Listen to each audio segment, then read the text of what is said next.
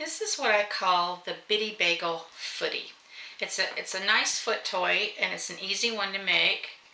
And you can use your leftover pieces, small pieces of 1/4 inch leather lace, tie a knot in one end, a 1-inch wooden bead,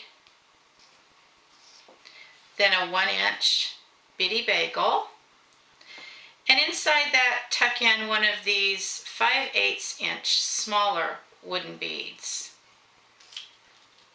another 1-inch bitty bagel, and lastly another 1-inch wooden bead.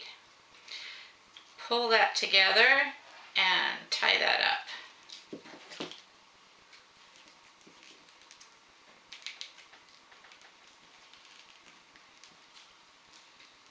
There you go. Now, it's a nice size foot toy.